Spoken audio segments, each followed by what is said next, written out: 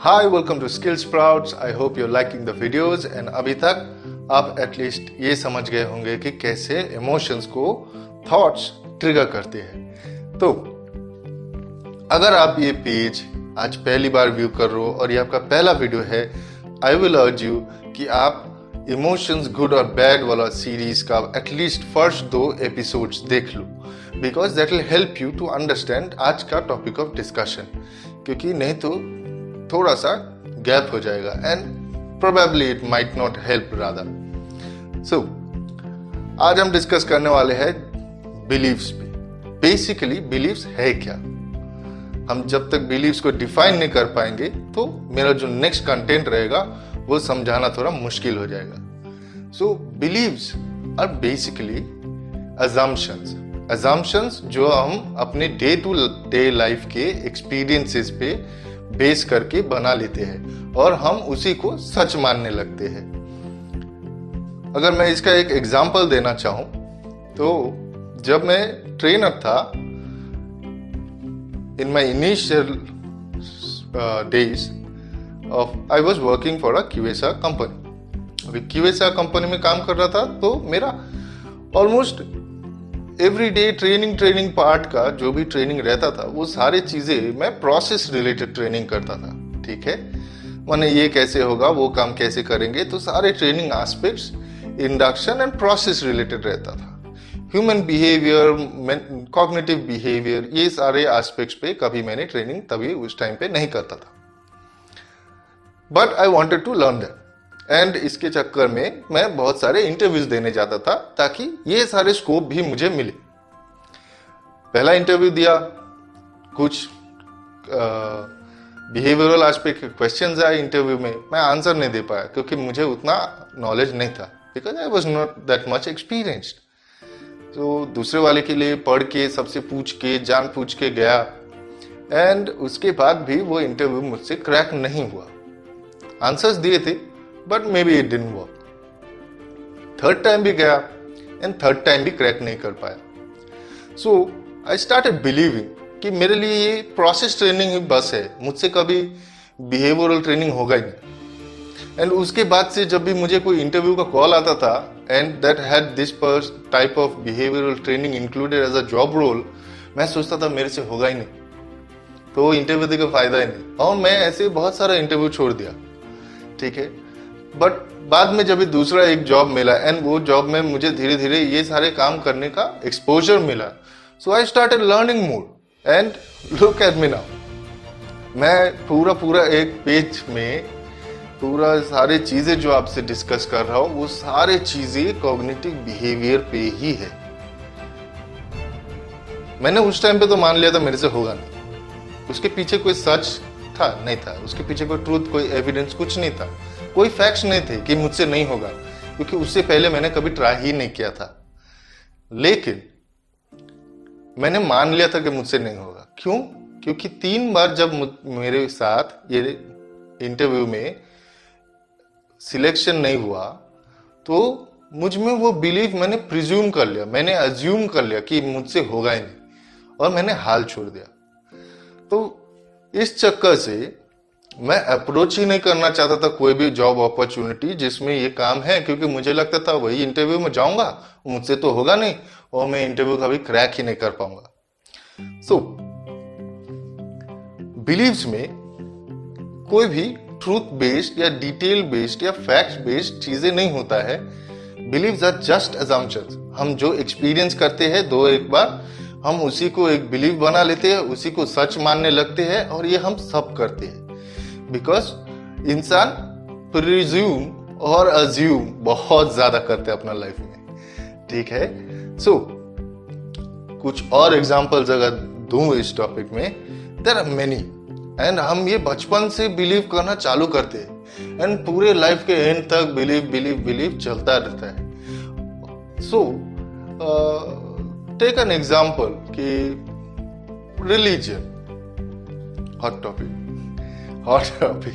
या रिलीजन। अगर मैं बचपन से मेरे पेरेंट्स से, मेरे सराउंडिंग से यही सुनता रहता हूं कि मेरा जो रिलीजन है वो सबसे महान है, उससे आगे कुछ नहीं, कोई और रिलीजन उसके कंपैरिजन में ही नहीं। तो मैं जब ये सुनते सुनते बड़ा होता हूं तो मेरे अंदर ये बिलीफ बन जाता है कि मेरा रिलीजन ही सब है, इससे अलावा कुछ है नहीं। अभी जब मैं बाहर जाता हूं and I C somebody else, कोई और रिलीजन का बोल रहा होगा कि उसका रिलीजन बहुत अच्छा है, उसका रिलीजन सबसे अच्छा है, तो मेरे अंदर में ये बिलीफ काम करेगा कि नहीं, ये तो मैच नहीं खा रहा है ना, मैंने तो बचपन से यही माना है, यही मेरा रिलीजन ही सबसे बेस्ट है। तो मेरे लिए क्या होगा, मेरा नेक्स्ट थॉट क्या आएगा ये बिलीफ के चक्कर में कि ये इंसान गलत बोल रहा है, ये लोगों को गलत सिखा रहा है, क्योंकि मैं सीख के आया हूं मेरा रिलीजन बेस्ट है, वो मेरा बिलीफ बना है। वो बिलीफ मुझे कह रहा है, सोचने पे मजबूर कर रहा है कि ये जो सामने वाला इंसान कह रहा है वो गलत है। और वो गलत है तो उसके साथ साथ क्या थॉट्स आ रहे कि अभी मुझे इसको रोकना चाहिए। क्यों? क्योंकि मेरा जो महान रिलीजन है वो महान रिलीजन को ये नीचा कर रहा है, क्योंकि मैं नेगेटिव थॉट्स में चला गया। और जैसे मैं नेगेटिव थॉट्स में चला गया, मैं क्या बन जाऊंगा, मैं एग्रेसिव रिएक्ट करूंगा इस पे, चाहे वो कमेंट्स डालू फेसबुक में, चाहे मैं वहां पे जाके उसको दो तमाचा मारूं, चाहे मैं वहीं पे चिल्लाने लगूं, या घर आके उसी का गुस्सा कहीं पे निकालूं। क्यों? क्योंकि मैंने एक बिलीफ बना लिया था जिसके पीछे कोई सच नहीं था। मुझे कैसे मालूम मेरा रिलीजन सही है कि नहीं है, दुनिया के बाकी रिलीजन मेरे रिलीजन से कम है, ज्यादा है, ऐसा कोई सेंस नहीं है। सारे रिलीजन तो सेम ही स्टोरी कहता है, लेकिन मेरा बिलीफ मुझे मजबूर किया सोचने में कि वो इंसान गलत है और मैं सही हूं। और इस चक्कर में मैंने क्या किया, मैंने वायलेंटली रिएक्ट किया, मैंने एग्रेसिवली रिएक्ट किया। सेम अगर एक और एग्जांपल लेते हैं, अगर कोई बच्चा होता है और वो बच्चा अपने बड़े होने तक देखता है कि उसके घर में उसके मम्मी या बहन का ज्यादा कुछ से नहीं है इन द फैमिली, है ना, पापा या दादाजी या भाई जो कह रहा है वही सही है, वही सुना जाता है, इनका सुना नहीं जाता है। या उससे भी ज्यादा पापा को मम्मी को मारते देखते हैं, फिजिकल अब्यूसेस करने देखते हैं, तो वो बच्चे का अंदर बिलीफ एजम्पशन क्या होता है कि यही सही है, यही सही रास्ता है इधर उधर जाने का, ये सही रास्ता है लाइफ लीड करने का। एंड जब ये इंसान अपने लाइफ में शादी करता है या गर्लफ्रेंड होता है तो ये भी वही सेम अब्यूसिव प्रैक्टिस फॉलो करता है।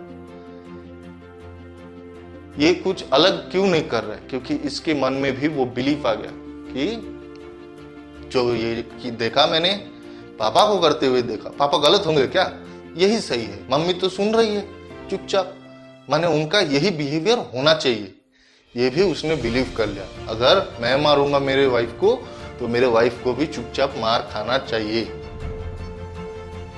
और इससे क्या बन रहा है, वो घर में अपने वाइफ को मारने का जो काम है उसको भी वो जस्टिफाई कर पा रहा है खुद के पास कि ये तो सही है, इसमें क्या अलग है, ये तो मेरा काम का काम है, ये तो मेरा लाइफ का पार्ट है, ये तो मुझे करना ही था, आज नहीं तो कल। So any kind of belief, ये तो बहुत स्ट्रांग हो गया। अभी आप बोलोगे क्या बिलीफ अच्छा नहीं है? मेरे ख्याल से तो नहीं। बिलीफ तब तक अच्छा है जब तक बिलीफ को हम एक्चुअली होप के साथ कंफ्यूज कर चलते हैं। ठीक है, hope is a positive thing. मैं सोचा कि मैं मेहनत करूंगा, मेरा मानना यह है, मेरा बिलीफ यह है कि मैं मेहनत करूंगा तो मैं आगे कैसे भी बढ़ूंगा। This actually hope. Hope is very very powerful thing. And जब तक होप कोई पॉजिटिव चीज के लिए हो तो वो सही है, वो अच्छा है, और ये पॉजिटिव थिंकिंग वे है। मैं सोचा कि दुनिया में मेरा बिलीफ ये है कि दुनिया में कभी वायलेंस ही नहीं होना चाहिए, वायलेंस मिट जाना चाहिए। ये मैं एज अ बिलीफ में भी सोच सकता हूँ कि ये बिलीफ है, नहीं, ये होप है। ये होप इसीलिए है क्योंकि मुझे एक अंडरस्टैंडिंग हो गया है कि दुनिया में अलग अलग लोग रहेंगे एंड अलग अलग लोग अलग अलग तरीके से ही रिएक्ट करेंगे। सब सेम हो जाते तो एक ही हो जाता ना, अलग क्या माने डिफरेंस क्या मिलता है लाइफ में, कलर कहाँ से आते। तो सारे लोग तो स्टेबल माइंड के नहीं होंगे, एंड ऑफ द डे हो जाए तो बहुत बढ़िया। So this is one part of the mind that is saying कि ये होना चाहिए, ये होगा तो बहुत अच्छा होगा। I know at some point कि this might not be true, but I believe this believe is more like a hope and it's a positive angle. Till that time it is great, as long as हम beliefs को ऐसा rigid नहीं बना लेते life में, ऐसा fact नहीं सोच लेते कि यही सही है। जैसे फ्लैट अर्थ कॉन्स्पिरेसी, इसको मिटाने में तो दुनिया का समय चला गया है ना। सबको मालूम है, फोटो है, बाहर जाके भी जब तक फोटो नहीं आया गोल अर्थ का, तब तक एक पूरा कम्युनिटी सोच रहा था कि अर्थ फ्लैट है। तो और ये इतना साल तक चला, इतना साल तक चला। तो ये फ्लैट अर्थ का थ्योरी या कोई भी रैंडम चीजें जिस पे इंसान मन बना लेता कि यही सही है, क्यों फिर भी वो चेक नहीं करता कि इसमें फैक्ट्स क्या है, इसमें ट्रूथ्स क्या है, इसमें डिटेल्स कहाँ से आया, वो बिलीफ है। एंड बिलीफ थॉट्स के भी पीछे से काम करता है। आपके अंदर में जो आप अजम्पशन से एक अपना बिल्डअप बना लोगे, वही अजम्पशंस हर इवेंट में आपको अलग थॉट्स लाके देंगे एंड वो थॉट से आपका रिएक्शन या आपका इमोशंस, ये सारी चीजें आएंगी। ठीक है, सो आगे जाके हम समझेंगे कि कितने सारे बिलीव्स ऐसे हैं जो हमें ज्यादा लाइफ में आगे बढ़ने से रोकता है या लाइफ में पॉजिटिव बनने से रोकता है, या हमें कोई और काम करने से रोकता है। तो बिलीव्स एक्चुअली हम जब तक ये हमें नेगेटिव चीजें होते हैं, जब तक हम इसको नेगेटिवली समझ के रखते हैं, जब तक कोई भी फैक्ट को अपने कोई भी प्रॉब्लम को हम नेगेटिवली प्लान कर लेते कि यही सही, यही ठीक है। जैसे फॉर एग्जांपल मैंने पहला एग्जांपल दिया था वीडियो में कि एक बैक बेंचर, एक ए ग्रेड स्टूडेंट, वो बच्चे का क्या थॉट्स था कि मुझे एक्सपेक्टेशन क्या था कि मुझे 95 तो लाना है, 100 ना लाना। हो सकता है जब वो बड़ा हो रहा था, वो एज से पहले तब तक उसने जिसने में भी नंबर कम लाए, उसके पापा या मम्मी ने अप्रूव नहीं किया रहेगा कि ये तो अच्छा नंबर नहीं है, या उसका कोई ताऊ बुआ चाचा होगा जो फोन करके अरे तेरा बेटा तो कम लाया इसमें।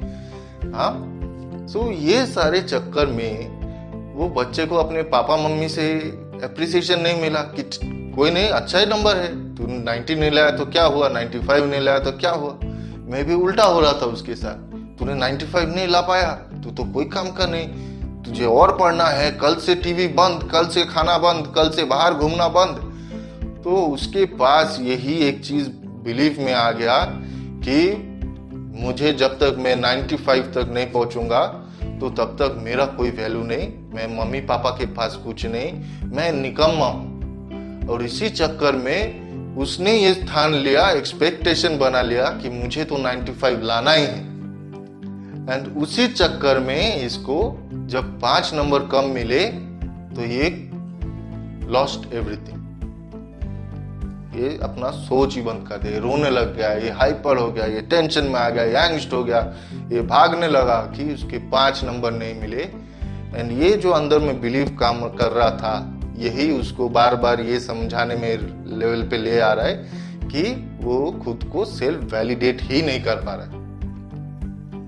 सो बिलीव्स जैसे भी देखो, जब तक कोई चीज के पीछे कोई एक्चुअल फैक्ट्स नहीं है, कोई एक्चुअल ट्रूथ नहीं है, कोई एक्चुअल रीजन आपको नहीं मिला, आपको उसका कोई एविडेंस ही आपने नहीं देखा चारों ओर से, तो उसको मान लेना कभी फ्रूटफुल हो ही नहीं सकता। हाँ, hopes are different things. Positive जो ये बिलीव रहते हैं, ये करूंगा तो ऐसा होगा, ऐसा कर सकता हूं, ऐसा होना चाहिए, जिससे पॉजिटिविटी आए, जिससे अच्छा कुछ आए, वो हमेशा अच्छा है। ऐसा सोचना ही इंसान को और डेवलप करने में हेल्प करता है। पर वो बिलीव्स नहीं, वो होप्स है, hopes to do better things, है ना। Those are positive things are always better. जो भी चीज़ आपको लाइफ में सेल्फ डेवलप करने में हेल्प कर रहा है, जो भी थॉट्स आपको सेल्फ डेवलप करने में हेल्प कर रहा है, those are very nice things to do.